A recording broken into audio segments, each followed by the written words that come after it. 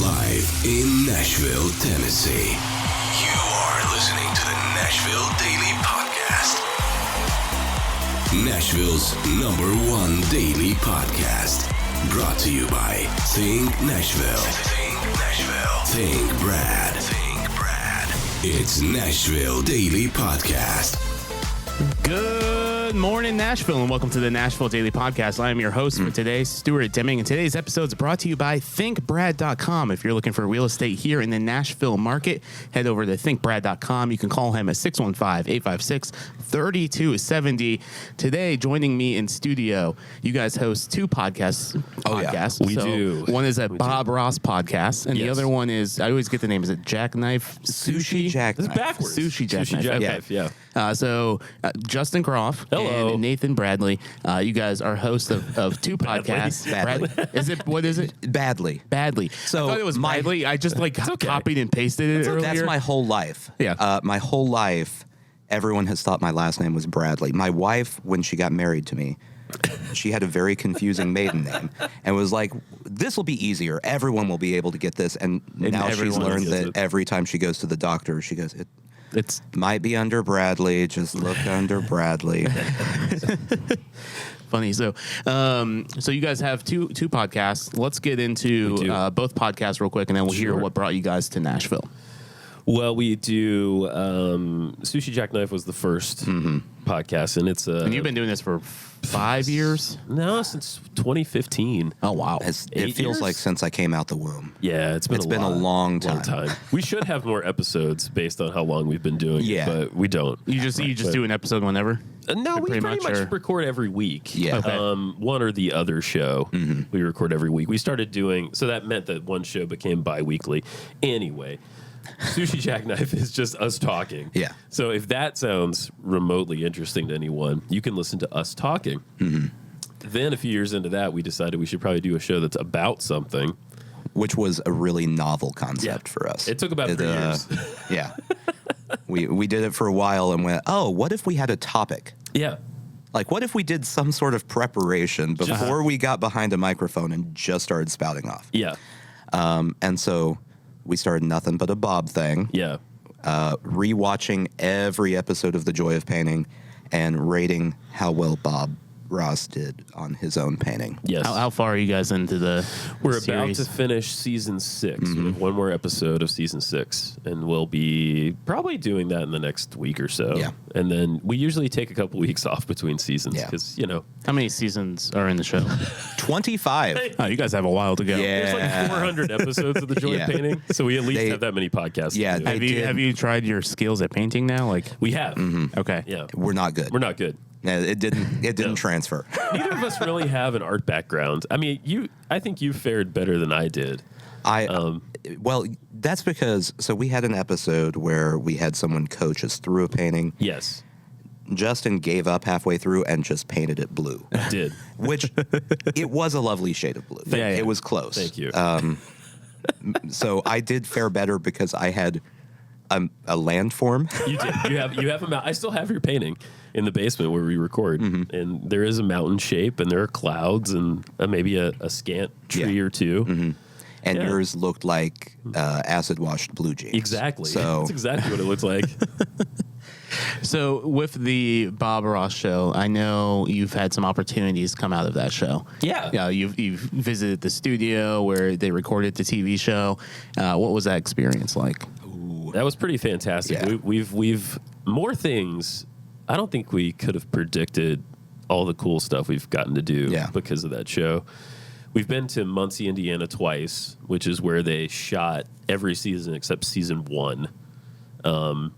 Later on, they moved to the on-campus studio, I think, but most of it was shot in this house. a majority of it's just this 2-story house, old house, that they set up a studio in the lower level of it. Okay. There were offices upstairs. They had to tell everyone to shut it while they were filming of course. because you were going to get the bleed through. Unlike this environment, it was not set up No. for recording or shooting. It's actually a terrible place to be shooting anything. Yeah. And they did it for years. Yeah. So he used to set up his canvas. Well, everything was, curtained off, but his canvas would have been right in front of the fireplace.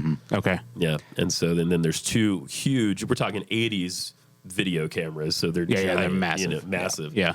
And everyone had to be really quiet and everything. And They had to shut off the heat or AC while they were recording. We because still it do was that too here loud. in the studio. it's sometimes a good too. idea. Yeah. But from what they said, it like rattled the house. Yeah. Makes sense. So we've been up there a couple times and talked to the folks that curate a thing called the Bob Ross Experience? Yeah, the Bob Ross Experience in Muncie. Yep. Okay. Mini Trista. Mini Trista. Shout out Mini Trista. Ball State, right across the street from Ball State University. We did that. That was a blast. We went back up there when they opened their museum. And Is it of all of his paintings? around. Of some of them. Yeah, Okay. they have that museum, which is set up like the studio when he recorded. Yeah. Okay. You get to see that experience. And then they have an art museum next door that it's a lot of his paintings. Like some of them are really cool. It's like a reference painting of how he painted mountains just to show, like, this is this type of mountain. This is... So there's like 6 examples of mountains just floating on a canvas. And then some art from people who learned from him. Yeah. Okay. Yeah. Well, speaking of attractions, Justin, you are the studio manager of RCA Studio B. Yes, somehow I still am. Which is one of the most visited attractions in the Nashville area. It's true. What is it like managing such a historic and important studio here in Nashville? Oh, Stuart. It's a blast. No, it is a blast. I've been doing that for 9 years now, which is kind of hard to believe. And it's super fun. I mean, we meet people from all over the world. We have loads and loads of visitors. We have lots of, right now is our season where we have a lot of student ensembles come through and do a tour and do a recording. And so that's fun and, somewhat fast-paced and challenging because we're switching over from a 45-piece orchestra 1 minute to a jazz band the next to we had a rock band recently, or it could be a choir, or God knows, it could be anything, a steel drum ensemble, any sort of. So as an audio person, it's a lot of fun. And the history is always there, and it's never the shine of it has never gone away, I guess, for me, Yeah. And then Nathan, I have no idea what you do, so I work from home. Okay. I have a boring office job with no office. All right.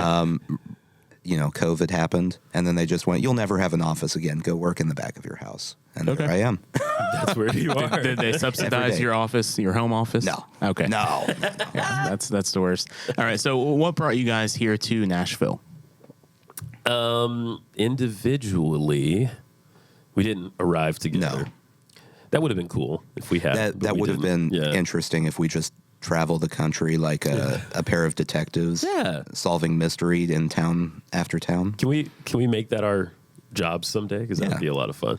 I moved here to learn how to record, basically to become an audio engineer. I had recorded at home and played in bands and stuff since I was a teenager, but I hit sort of a wall technically, and I knew I needed some education to push past that. And prior, I was working in like community mental health. I had a bachelor's degree in psychology, and I was visiting people in their houses who had various, diagnoses: schizophrenia, bipolar disorder, major depression, anxiety disorder, all these things. And then I ran a after-school anger management class for kids, age kindergarten to senior. That's a. Oh, dude, I had no business doing it, and I think I did okay, but I couldn't hang. I could not hang with the. I wasn't cut out for that work. It takes a special kind of person. So I always wanted to work in music somehow or another. So that's what it was the best. It was a big chance, and it was the best thing I ever did, taking a chance to move here and go back to school for a couple years. And you went to Belmont, correct? I went to Belmont, yeah. And I was there 2010 to 2012. If anybody else was, you may have seen me or not. And when you're in the studio stuff, you're just in the studio all the time. You're not anywhere else. So, and then after that, I worked briefly at a commercial recording studio in town, and then I did something else, and then I somehow landed the gig at Studio B, and haven't looked back. It's been a blast. So, Nathan, how about yourself? So, my wife was applying to graduate schools. Okay. And one of the only schools that had the program that she wanted that accepted her was Tennessee State. So, contractually, as I was married to her, I'm supposed to follow her to Nashville, and here I am. Okay. So how long have you been here in town then? 2012. 2012, yeah. We got here in 2010. Yeah. Yeah. Okay. So just long enough to complain about tourists, but not long enough to be considered a local. Right. yeah. So what's your guys' thoughts since you guys have gone through the timeline of seeing the boom of Nashville? Yeah. So primarily the big boom of Nashville was probably 2016, 2017. Yeah. But I still think we're on the verge of seeing the biggest boom Nashville's ever seen. Like a second boom? Yes. Like a boomier boom? A boomer boom. Oh, The boy. boomiest boom you've the ever boomy boomed. But and the reason for that is there's a master plan out right now to redevelop this neighborhood called the East Bank. And the East Bank is where the Titan Stadium sits. So it's 330 acres. Over 135 of those acres are concrete parking lots. So it's considered one of the primest real estate locations in the entire United States. Yeah. Developers are eyeballing this land. It could be a massive, massive thing. Part of the plan for this is to bring in better transit, more opportunities to relocate the new Titan Stadium right in that parking lot right next to it, and relocate TPAC and other opportunities. So what's your thoughts on the boom of Nashville and the growth that you've seen over the time you've been here? For me, there are positives and negatives. I mean, it's always good to see a city blow up, but you also don't want Nashville losing its character that it has. Right. Right. Which is always a threat anytime any of this starts happening. Look at the Gulch. Yeah, that's true. That's true. So I don't know. I grew up in Kansas City. My big thing is the stadium. I grew up in Kansas City. We have Arrowhead Stadium. We've had Arrowhead Stadium forever. And so people start talking about wanting to tear down Nissan and build a new one. But why? You can just have a stadium forever. There's a bigger reason than just the why. The Nissan the current Titan Stadium, when they built that in the 90s, the concrete is starting to fail. Oh. And so right now, the renovations of for the current stadium is around $1.8 billion. Holy moly. Because they're going to have to replace all that steel and concrete and replace it with new steel and concrete because it's structurally not sound. Wow. There's also a lot of issues with the flooding areas on the field. There's just a lot of issues with this stadium. Sure. It was built fast and not built well. Okay. And then the city has not maintained it well. Right. So a new Titan Stadium is estimated to cost around $2.1 billion. So at that difference of $300 million or $400 million, you might as well just try building a new stadium. So there is a reason for that. Yeah. What's interesting is a lot of people don't realize that this is going to be through bonds, and so those bonds will have to be replayed. But bonds from where? So from either like the Metro Sports Authority or the state of Tennessee, those bonds will be repaid. So it's not the tax dollars that are going into the stadium. So there's a lot happening with the stadium. Justin, what's your thoughts on the growth of Nashville? Well, I mean, I don't, being on Music Row every day, I mean, I definitely have seen it. I've seen a lot of old buildings get torn down and apartment buildings go up, And it's changed the vibe of it a little bit, even for the few years that I experienced it. I mean, it's still Music Row. There's still a lot of work gets done down there and everything. But I'm sort of with Nathan. I suppose there are ups and downs either way. I worry about things like gentrification. I worry about people who are already marginalized becoming more marginalized. All of that, and I can't understand how an average person can live here anymore. I mean, the only reason I can afford to live here is because we happen to get in at the right time. Probably the same for you guys. Yeah, I mean, definitely. If it had been a couple years later, I'd be living way outside of town if I was still living in Nashville at all. So now a positive thought. We'll do a positive thought though, because I feel positive like this thought. has been very negative. Okay. The bigger Nashville gets, the more likely we are to get a Major League Baseball team. Oh, yeah. So if we can get the Nashville Stars set up and get a stadium, that's a big plus. So let's talk about that for a second. So initially, when proposals or renderings came out a few years ago, they were going to build it in the Lot R, which is right next to Nissan Stadium. Oh. And now what's happening is that's basically scrapped. Like, they're like, okay, this idea of us building in downtown, I don't think is realistic. So what they're doing now is they're undergoing land surveys at TSU's property. Right. And there's a whole area in TSU that has a lot of farmland, and this is where they do a lot of research. It's also in a big floodplain. That's an issue. But with the stadium going there, what are your thoughts on, should the stadium potentially still try to go downtown? Should it go outside of the county? Should it stay in the county? What are your thoughts? I think a downtown stadium is what's the reason for always a must. So, again, we're back to Kansas City. The Kansas City Royals and the Kansas City Chiefs have Arrowhead and Kauffman Stadium in technically Independence, Missouri. It's not Kansas City. Oh. It's a full half-hour drive from anything. Okay. I didn't know that. It works for tailgate culture. Yep. That's very nice. But you lose a tremendous amount of business. Yeah. Because instead of, walking out of the stadium and there's restaurants, let's go grab a meal, you jump in your car, and by then you're like, okay, let's just go home. It seems like a wasted opportunity every time I see a stadium outside of a downtown area. Atlanta did this with the new Brave Stadium. It's out, and they're building up around it, but it's out in the suburbs now, and nowhere near anything. But if you compare that with like Wrigley in Chicago, there is a whole culture built around that stadium that people can go hours before the game and dump all of their hard-earned money and then go to the game, come back out, spend some more money. Yeah. You were saying this for years about Giotta's, and there's a restaurant that I can walk to from my house. Yeah. And we were like, man, if this can just stick around until the soccer stadium's done, we'll be fine. When they built it, no one was coming because Nolensville Pike, it's just all the car repair places. Not a lot of need for a nice, chicken sandwich in the middle of that. What restaurant are you talking about? Southside. It's a pub. Oh, yeah.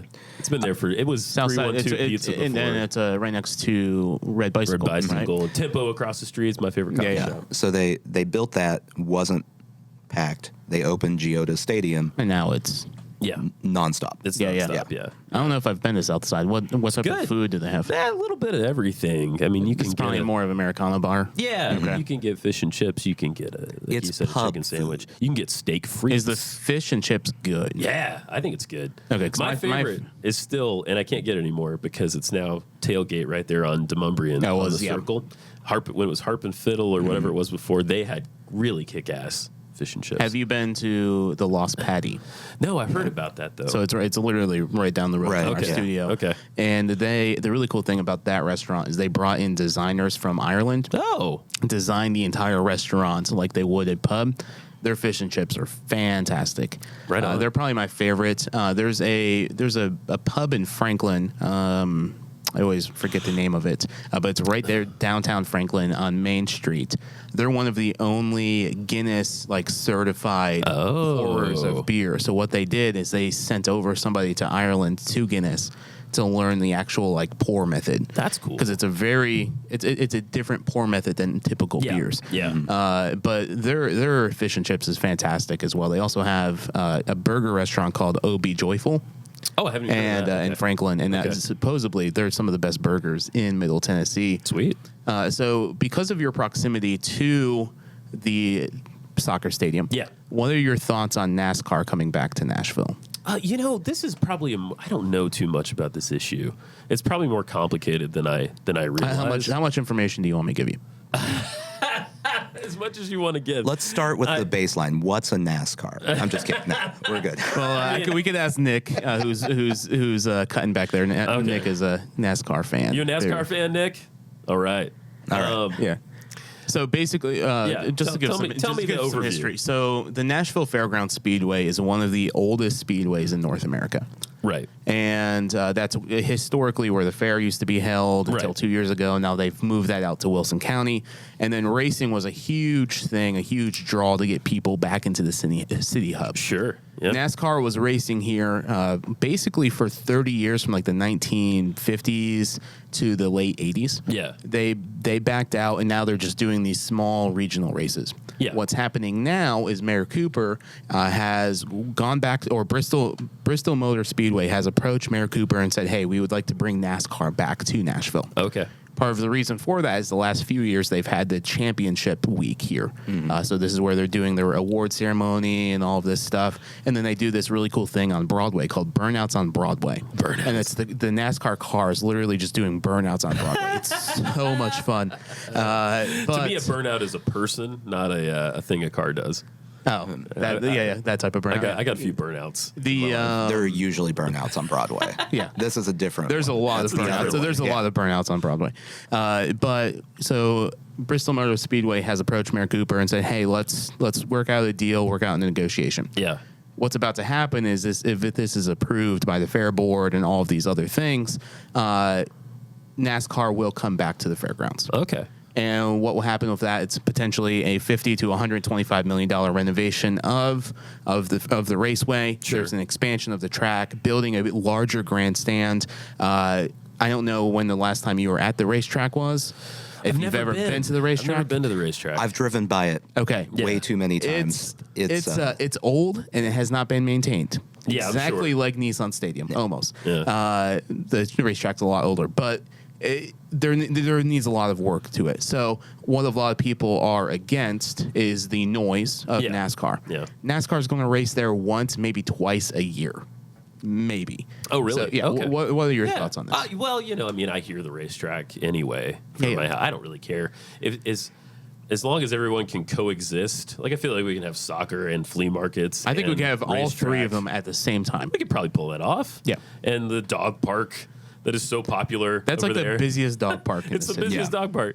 I think we could probably have all these things. I don't care about the noise. I live really pretty close. Oh to yeah, there. you're close enough Yeah. that I walked to the. you'd get a majority of the noise. Yeah, I walked to Giota's before. Yeah. But whatever. It's not the end of the world. I mean, planes fly over my house all day too. So whatever. We're getting all of the Nashville noises. Yeah. All right, so let's talk about your favorite neighborhoods, your Nashville favorite neighborhoods, and then we'll get into your Nashville food. Oh, your preferred Nashville God. food. Favorite neighborhoods. I like Donaldson. Okay. What's the reason for I it? drove through Donaldson the other day, and I was like, "There's a lot of cool shit in Donaldson." There is a lot of cool stuff in I Donaldson. like Fat Bites. Yeah. Have you been Hardware? Yeah. It's a great hardware store. That's, Hey, my, Ace that's, my, Hardware. that's my propane shop. That's your propane shop. Yeah. Okay. There Ace you go. Hardware, you do a great job. We respect you. There's a comic book store over there. There's West Coast Taco. I haven't been there. Okay. It's There's I the don't sister know. restaurant to Oscar's Taco Shop. Oh, okay. Yeah, I like Oscars. Yeah, Oscars is good. Yeah, I like Donaldson. I like. I feel a little conflicted, but I do like Germantown. I'm a little conflicted. Germantown's like the guilty pleasure if Yeah. you're against gentrification and Right, things of because that it's nature. it's like the most gentrified area. Next to East Nashville, probably. Yeah. Well, per capita, I believe this was 2019 or 2020, Germantown was developing more apartments than anywhere else in the United Yeah, States. that sounds right. Yeah. Yeah, But there are some kick-ass restaurants over there. Yeah. What are you going to do? there is. Have you been to Little Hat Market yet? Yeah. It's an Italian restaurant. We actually had lunch from there the other day. Okay. Oh, my God. Because one of my coworkers is half Italian. Okay. And it's a good sandwich. Yeah, that's good. What are your thoughts on the Nashville Sound Stadium? I mean, it's a good stadium. It's I've been there. It's a fun place to go. It's fairly new, too, right? It's yeah, like fairly new. Yeah, it's 6 years old. Yeah. it's nice having a 6-year-old. It's a nice place to be able to go see a game because there's a lot of run around area out there. They've got you can get tickets on that green hill out in the outfield. Yep. And then he never has to sit down, which is a thing he doesn't want to do. So it's perfect. I don't like sitting down that much either, so that I can just walk laps if I really want to. Yeah. Up until recently, I would say that our neck of the woods on the south side of town was maybe the last sort of like working class area, but I don't know that we can really say that anymore. No. It's a mix, like you say. It's like there's this, and then there's a car thing, and then there's this, and then it's like, well, and then the neighborhoods now you've got all of the building the 2 tall skinny houses on one lot. Yeah. So when I moved in, we were like, oh man, we can barely afford this, but we'll do it, and got a mortgage for like $120,000. Yeah. And now every house there is $500,000. Yeah. Okay. Yeah. Well, it's pretty wild. I mean, there's a lot more dog walking in my neighborhood than there used to be. Mm-hmm. There used to just be people walking. Yeah. Now we have that and the dogs. Yeah, the thing about most Nashville neighborhoods, and you guys probably know this, is the lack of sidewalks. Yeah, we don't have any sidewalks. No sidewalk. We're one of the worst cities in the country with lack of sidewalks. Yeah. In 2019 or so, I don't know the statistic now. It's probably a little bit more, but it was 19% of the city of Nashville had sidewalks. It's probably closer. It's probably closer to 28% now because they're doing this new sidewalk plan, and we've covered this on the podcast. They're spending like $60 million on and doing these like quick sidewalks. Okay, but they're not like doing the full dig where like a normal sidewalk would be. It's just an interesting thing that we talked about. But that's interesting. Nathan, what's one of your favorite neighborhoods here in Nashville? Man, did I take yours? Well, you kind of listed all of them. I just said I liked everything.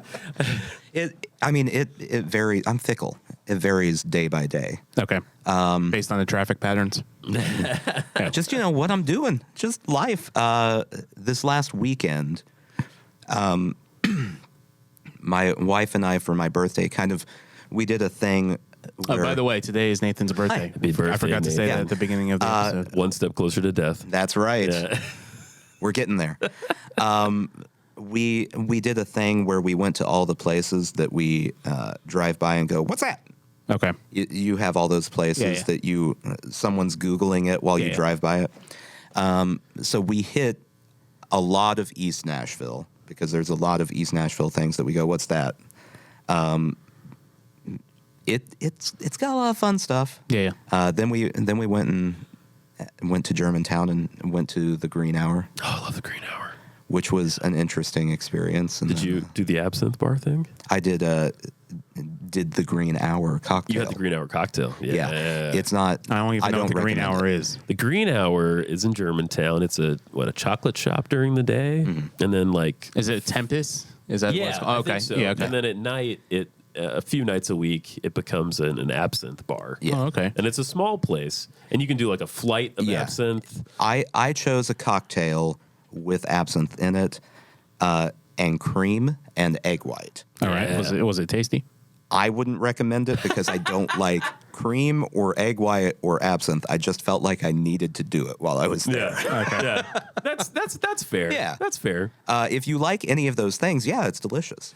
Well, absinthe has that licorice. Yeah, taste. I don't like black licorice. Yeah, if you don't like black licorice, then there's no point in you drinking absinthe because it all tastes like that. But we were there. You had to do it. You had to do it. It's a nice dim area if you like dim bars, which I do. Yeah, I do too. And they play cool like trip hop music, instrumental hip hop stuff. It's very relaxed. If you get the flight, you get the chocolates paired with all of your absinthe. Cool. Yeah. And if you've never been drunk on absinthe, I have never. I have no idea what it's worth trying. Here's why it's worth trying. This is like the best present you ever got me, by the way. Is that the little absinthe? Yeah, it's like a thing kit. You put the water in, and then the water slowly. It's a whole process to drink absinthe. You know the little bobbing birds that they bob into the water. Yes. So it's like that, but it drips water. Yeah. Ice water through an ice or a sugar cube. So okay, you have a glass. Yeah. Let's build it from the bottom. Okay. You have a glass. You have a slotted spoon. Right on top. The absinthe is in the glass. You put a sugar cube on the slotted spoon. You put this thing on top, and it slowly drips ice water onto the sugar cube, which incorporates, they call it the louche or something like that. It incorporates into the absinthe. You don't drink it straight unless you're crazy. Yeah. because it's If you're like 110 Hemingway proof or something, then you would drink it If you're straight, and that's Hemingway. about it. Yeah. Or if you're looking to have an experience. Right. Yeah. But if you drink it, and I mean, don't drink too much, obviously, but it's a different thing. Like beer kind of brings you down, at least for me. I like Guinness, for example. That's like a relax, go to sleep beer. Absinthe gives you a little lift, and then you're like, oh, I'm awake, I'm going, here I am, but I'm also, I'm a little fucked up. So Do you feel like a leprechaun? no. The reason for that is there's that green. one movie, The Green. It is green. I associate it with like France. Okay. If I remember So you feel correctly. prestigious? Yeah, you feel sort of like you're going to write a novel. Untouchable? It's a fancy boy drink. It's is. fancy. Oh yeah. Yeah, it's a whole process. The first time I had it was at Fleet Street, Okay. down in Printer's Alley, and they lit the sugar cube on fire. Speaking yeah. of yeah. good fish and chips, have you had Fleet Street $7 yeah. I I think fish and so. chips? I think I did. It's very good. Yeah, I went down there with you one time. Yeah. But if you go there, they will douse at least they used to. It's been a long time. They would douse the sugar cube in the absinthe. Okay. And then put it on top of a slotted spoon and light that on fire. And then would you and eat it it? melts into, oh boy. Oh, that's a different. It's a whole experience. Yeah, Interesting. Yeah. Speaking of Printer's Alley, have you guys been to Daddy's Dogs? Oh yeah. I don't think I have. No, I haven't. Okay, so it's Yeah. like gourmet, like beef hot dogs. You gotta go. Super good. I would love that. I love hot dogs. Okay, so Justin, I have a question for you. Yeah. Working in the attraction world here in Nashville, Sure. have you visited other attractions, and what's been your favorite? Oh boy, I like roadside weird shit or like art museums. Okay. Those are my two speeds. So I went to Disney World this year for the first time. I don't care about Disney World at all. You know, It's like the not- Star Wars world and all that I stuff? love Star Wars. I grew up watching one of the 3 original films once a week my entire childhood. It was either New Hope, Empire, mostly Empire because Empire's my favorite, or Return of the Jedi. And it's cool to go to the Star Wars world, but like you just feel that like corporate thing on it, and it just it bummed me out, honestly, a little bit. It was cool, but it also bummed me out. So Disney World, not for me. I get motion sick. I don't like heat. So I can't ride anything. I'm hot. There's a zillion people there.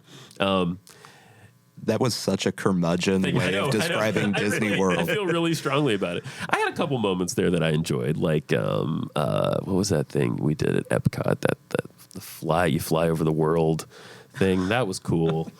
I'm also scared of airplanes, so it was like kind of a nice way to be in an airplane but not be in an airplane.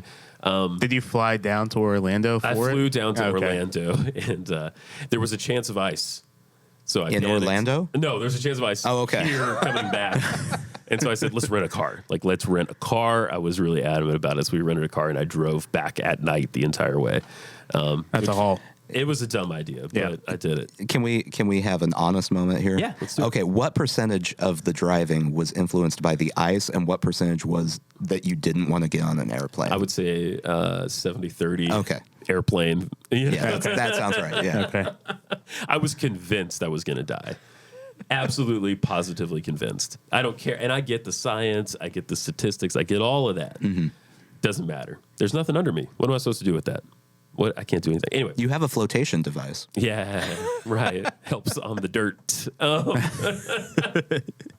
So, but like, take me to the what is it? Bigfoot Expedition, Sasquatch Museum in Blue Ridge, Georgia, close to where I grew up. Loved it. Bunch of kitschy shit. Nothing's. It can't be real. I don't believe in Bigfoot. They had like a 3-foot long Bigfoot turd in a case. That's pretty funny.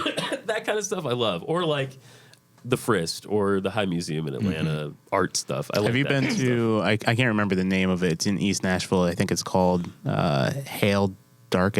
Like it's a. I wanted to You know go what there I'm this talking- weekend. Okay. And it was closed by the time I got there. Oh. So it's like It's an oddities store. oddity store, but like they have yeah. like Yeah. feet in jars and stuff like that. I think you would really That's enjoy the it. kind of Yeah, thing yeah. I would like to see. We need to Yeah. go there. I like we can this pick up idea. some tarot cards and stuff like that there. dude. Yeah. It'll be a good time. Nathan, do you have a favorite attraction here in town? Oh man, we go to the Frist a lot. We do like the Frisk Frisk. is great. Did you guys see the samurai exhibit that came through a couple years ago? No, we missed I that. saw the Knights. Oh, the Knights recently. exhibit, yeah, That was yeah. cool. We were just very excited because we drove by and saw that there's a Beatrix Potter Oh, yeah. exhibit coming. So, I was a kid once. I saw all the Peter Rabbit drawings and everything, and they'll have that. That'll be very good. Yeah. Awesome. Well, guys, where could people listen to your podcast or your two podcasts? Everywhere. The internet. Sushi Jackknife, nothing but a Bob Thang. Yeah. You'll find it. Just Google us. They're on Spotify. Yeah. That's the easiest way to find them, probably. Yeah, Spotify, Apple. We have a large portion of people who listen to Sushi Jackknife who listen from other Countries? I don't Or know, other? just like other providers. Stitcher and stuff. No clue what that is. They're listening through their neighbor's wall. I hope so. That'll be funny. Thank you for listening to the Nashville Daily Podcast. Head over to our YouTube channel, subscribe, Nashville Daily Podcast. We also have a few other YouTube channels, Explore.Nash and Explore Tennessee. We have a few big announcements coming soon. We'll see you guys tomorrow.